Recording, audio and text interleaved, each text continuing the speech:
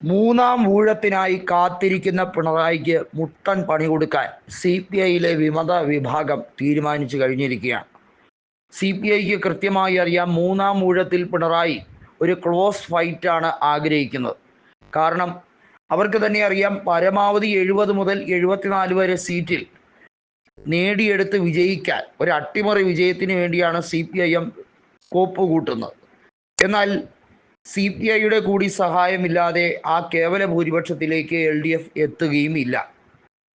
CPIയിലെ വിമത നേതാക്കൾ, പ്രത്യേകിച്ചും പാർട്ടിക്കുള്ളിൽ വലിയ തോതിൽ ആധിപത്യം നടത്തിയെടുക്കാൻ ശ്രമിക്കുന്ന ബിനോയ് വിശ്വത്തിനും കൂട്ടർക്കും പണി കൊടുക്കാൻ തന്നെയാണ് ശ്രമിക്കുന്നത്. ദിവാകരൻ ഉൾപ്പെടെയുള്ളവർ ഈ വിമത നേതാക്കളോടൊപ്പം തന്നെയാണ് നീങ്ങുന്നത്.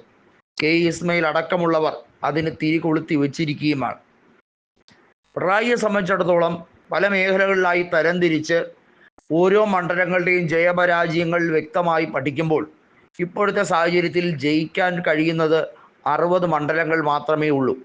എന്നാൽ ഒരു അട്ടിമറിയിലൂടെ 15 മണ്ഡലങ്ങളെങ്കിലും ജയിച്ചാൽ മാത്രമേ 75-ലെങ്കിലും നിലനിർത്താൻ കഴിയുകയുള്ളൂ. CPIMന്റെ ശക്തി ദുർഗങ്ങളിൽ പോലും ലീഡ് കുറയാനുള്ള എല്ലാ സാധ്യതയുമാണ് അവർ കാണുന്നത്.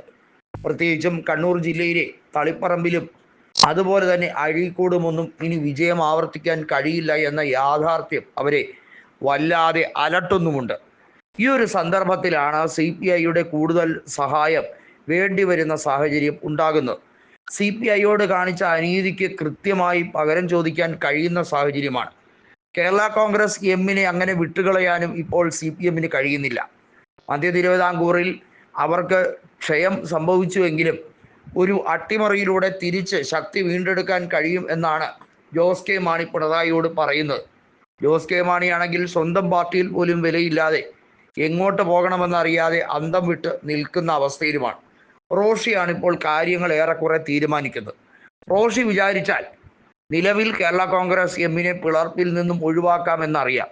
അതുകൊണ്ട് ജോസ് കെ മാണി ചില അടവ് നയങ്ങളുമായി എത്തുകയാണ്. പാർട്ടിയുടെ വർക്കിംഗ് ചെയർമാൻ സ്ഥാനത്തേക്കും അതുപോലെ പാർട്ടിയുടെ പ്രധാനപ്പെട്ട കാര്യങ്ങൾ തീരുമാനിക്കുന്നതിനും റോഷിയെ ചുമതലപ്പെടുത്തിയാൽ പാർട്ടി പിളർപ്പ് ഒഴിവാക്കാമെന്ന് ജോസ് കെ മാണിക്ക് ഇപ്പോൾ പറഞ്ഞു കൊടുക്കാൻ ആരോ പിന്നിലുണ്ട്. അതുകൊണ്ട് തന്നെ ജോസ് കെ മാണി കാര്യമായി ഒന്നും ഇടപെടുന്നില്ല.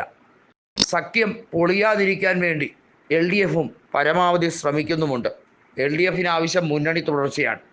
അമ്മായിയപ്പൻ്റെയും മരുമകൻ്റെയും റെഡിമെയ്ഡ് ആയിട്ടുള്ള ചില ഉത്തരങ്ങളുണ്ട്.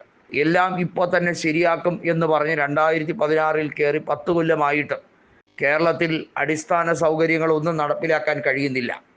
മഴ കാരണം ഇടുക്കി ജില്ലയിൽ കറണ്ട് കട്ട് ഉണ്ടായിട്ട് 5 ദിവസമായി. വൈദ്യുതി മന്ത്രിയായ സഖ്യകക്ഷിയിലെ കൃഷ്ണൻകുട്ടിയെ മഷിയിട്ട് നോക്കിയിട്ട് കാണാൻ കഴിയുന്നില്ല.